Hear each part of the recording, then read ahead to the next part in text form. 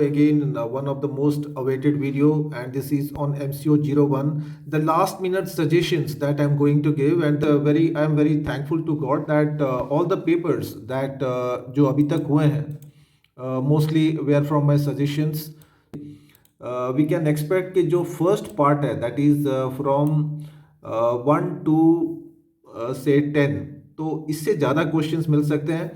काफ़ी सारे क्वेश्चंस आपको मिल सकते हैं लर्निंग से, परसेप्शन से, स्ट्रेस मैनेजमेंट से मस्ट क्वेश्चन आपको मिलने वाला है, मोटिवेशन से मिल सकता है. देन वी हैव कन्फ्लिक्ट, ये भी एक बहुत इंपॉर्टेंट टॉपिक है. Team building, this is again A important topic. तो ये कुछ इंपॉर्टेंट टॉपिक्स है जहाँ पे आप ज़्यादा फोकस करें, and the rest of topics you can just go through. Okay, तो देखते हैं पहले जो पहला यूनिट है ऑर्गेनाइजेशन थ्योरी एंड बिहेवियर, इस पे आपको क्या क्या टॉपिक्स करने चाहिए फॉर दिस एग्जाम्स. नाउ ये फीचर्स ऑफ एन ऑर्गेनाइजेशन, इसके main importance, why organization exist in this present world, and this like the different features और characteristics of a modern organization. ये भी बहुत कॉमन क्वेश्चन है. और एक और कॉमन क्वेश्चन है, that is the role of a manager in an organization. एक मैनेजर के रोल क्या होते हैं, मेन फंक्शंस क्या होते हैं ऑर्गेनाइजेशन में. यूनिट 2 बेसिकली ऑर्गेनाइजेशन थ्योरी पे है, एंड वी कैन एक्सपेक्ट कि यहाँ से शॉर्ट नोट मिल सकता है आपको, आइदर ब्यूरोक्रेसी थ्योरी पे, या फिर एडमिनिस्ट्रेटिव थ्योरी, या फिर साइंटिफिक थ्योरी. तो इस पे you can expect 1 or 2 short notes. And again, like modern theory of organization, again it is divided into system theory and contingency theory. ये भी short notes के लिए काफ़ी important है. You must revise for these exams. Then contemporary issues in an organizational theory, you might get this question also. Unit 3 की बात करते हैं, जहाँ पे organization structure के ऊपर है ये unit.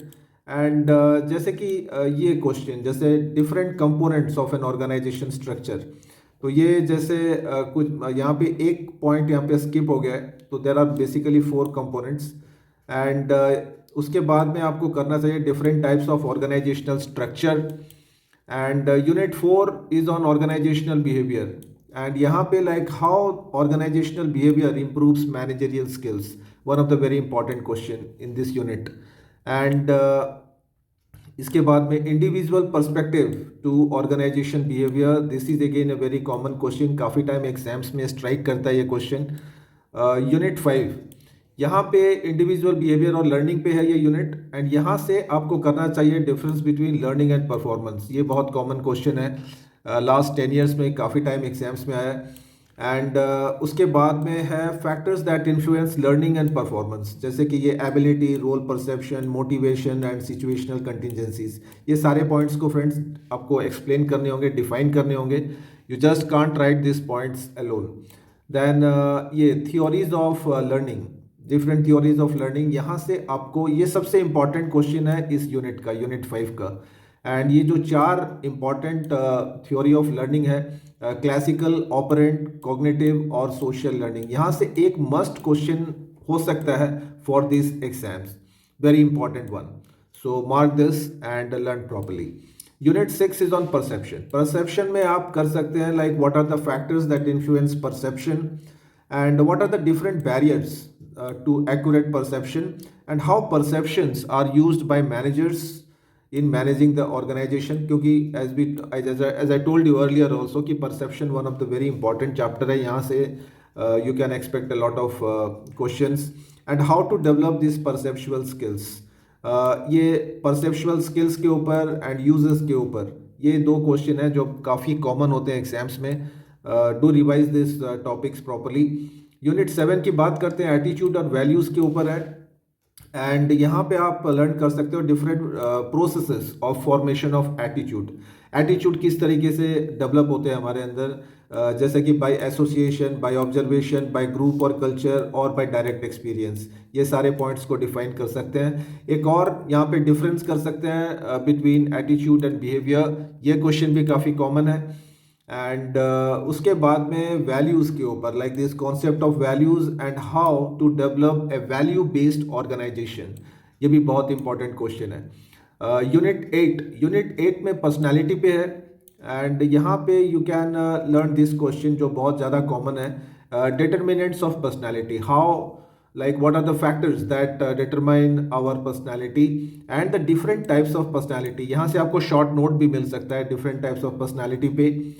And again like personality theory, different theories of personality, जैसे कि आपके सिलेबस में ये 3 थ्योरी है, psycho analytic theory, self theory and social learning theory भी. इसके ऊपर कभी कभी आपको शॉर्ट नोट भी आते हैं, लॉन्ग क्वेश्चंस भी बन सकता है इसके ऊपर. एक और इम्पॉर्टेंट क्वेश्चन है इस यूनिट से, that is models of man. Man के like there are as we know के 5 मॉडल्स हैं. प्रीवियस वीडियोस में मैंने काफ़ी टाइम आपको एक्सप्लेन किया है, तो you can revise this one also. And one more thing, that is what is emotion, its characteristics and how it is applicable in an organization. एक organization में कैसे हम लोग apply करते हैं emotions को. Unit 9 is one of the most important unit. Revise this properly. Stress management, causes of stress, consequences of stress, and what are the different techniques of managing the stress. Very very important one. And these like individual techniques to manage stress, then organizational, how like organization किस तरीके से employees के stress को कम करता है, इसके different ये सब मैंने just points लिखे हुए हैं. So यूनिट 10 में चलते हैं, मोटिवेशन पे है. एंड यहाँ पे आप कर सकते हैं the different theories of motivation, जैसे कि यहाँ पे मैस्लोस नीड हायरार्की थ्योरी, ये बहुत कॉमन है. Herzberg's 2 factor theory is very common. इन दोनों के अंदर कभी कभी सिमिलैरिटीज एंड डिफरेंसेस आपको एग्जाम्स में पूछते हैं कि what the difference and similarities between Maslow's and Herzberg. एक और थ्योरी आप कर सकते हैं यहाँ पे, मैकक्लेलन थ्योरी ऑफ नीड्स, ये भी बहुत इंपॉर्टेंट है थ्योरी, मोटिवेशन की थ्योरी. एंड एक और सबसे इंपॉर्टेंट क्वेश्चन इस यूनिट का, that is how an organization motivates its employees. Very common question, इसको बिल्कुल रिवाइज करना है. एंड यूनिट 11 की बात करते हैं, job design and job satisfaction. Job designing में you should revise this like the concept of job design, and then the different factors that determine the job designing, and different models of job designing. यहाँ से आप expect कर सकते हैं short notes, and these two you can get for in the long question or for 10 marks. तो ये जितने भी यहाँ पे different models of job design के, जैसे task characteristic model, job characteristic, social information, then contingency and employ development, तो ये 5 model are very important. One more part of this unit is job satisfaction, and what are the different determinants of job satisfaction, how you will determine that employees are satisfied और not. तो यहाँ पे again 2 techniques हैं, organizational and individual. And again organisational में ये कुछ points हैं, I mean headings हैं, जिनको आप डिफाइन कर सकते हैं, that to find out whether the employees are satisfied working in the organization और not. Then there are some individual और personal factors which also plays an important part in determining the satisfaction level. Okay, unit 12 में है group formation and structure के ऊपर है. And यहाँ पे ये क्वेश्चन जो है, factors that influence the formation of groups in the organization. Organization के अंदर किस तरीके से ग्रुप्स फॉर्म करते हैं, and what are those factors that affect the formation of this groups. जैसे कि यहाँ पे economic factors, security factors, social factors and cultural factors. तो ये चारों फैक्टर्स को you should explain clearly. And the different types of work group, ये भी अगेन बहुत इंपॉर्टेंट क्वेश्चन है. जैसे कि हम लोग जानते हैं कि हम लोग वर्क ग्रुप को 2 क्लास में डिवाइड कर सकते हैं, formal and informal. And again formal के 4 क्लासेस हैं एंड इनफॉर्मल के 2 टाइप्स हैं. तो you can easily answer this, not a big this thing. And formal और इनफॉर्मल ग्रुप का डिफरेंस, ये भी आपको पूछ सकते हैं एग्जाम्स में. ओके, आगे चलते हैं. नेक्स्ट क्वेश्चन है, advantages and disadvantages of group discussion, group decision making. एक ग्रुप में जो डिसीजंस होते हैं, तो हाउ लाइक उनके एडवांटेजेस एंड डिसएडवांटेजेस. एक शॉर्ट नोट मिल सकता है आपको ग्रुप कोहेसिवनेस पे, ये भी बहुत कॉमन क्वेश्चन है. And unit 13 is on communication. यहाँ पे you should revise what are the different barriers of communication and how to overcome the barriers of this communication, and why this communication is important for an organization. Significance. Unit 15, I have skipped one unit here. Okay, unit 15 is on team building and leadership. And team building में this process of formation of a team, ये 5 process हैं: forming, storming, norming, performing and एडजर्निंग, and you should explain this. Then the different elements which contributes to team effectiveness. तो ये सारे points को you can define. Okay, then we have the next concept, very important one. इस unit का सबसे important topic, that is concept of leadership. Different types of leadership you should revise. जैसे कि यहाँ पे देख पा रहे हैं 3 टाइप की लीडरशिप स्टाइल्स हैं.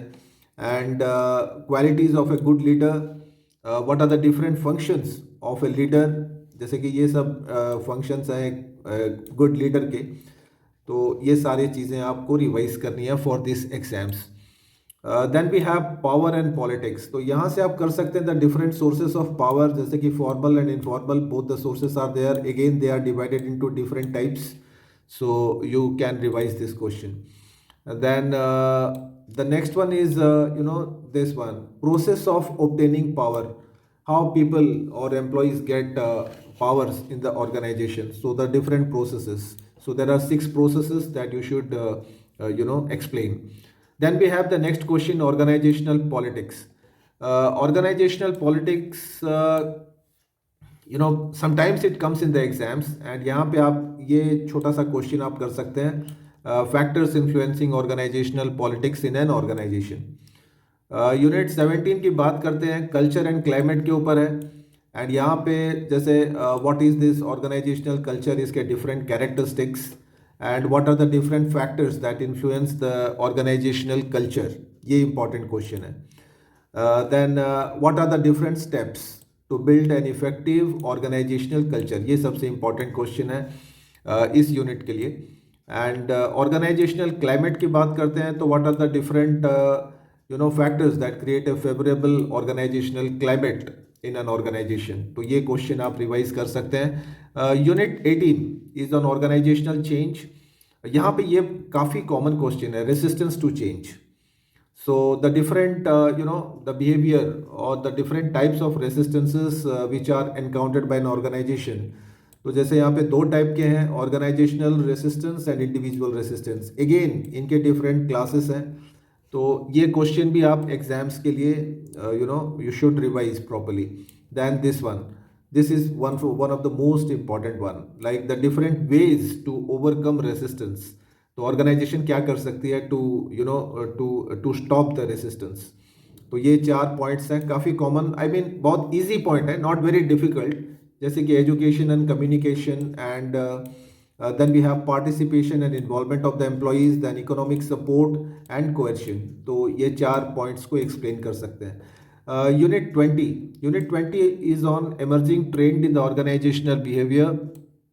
एंड इस यूनिट से you should revise emerging issues in the field of organizational behavior, then issues relating to cross-cultural aspect of modern organization. Then we have culture and organizational behavior. All these points needs to be explained, and how multinational organizations can be managed more effectively. So these are few important last minute suggestions for your December exams. And let's see if everything goes right, all right, then we might expect some 90% questions which I have shared you in this video. So thank you very much for watching this video, and a very best of luck for the exams.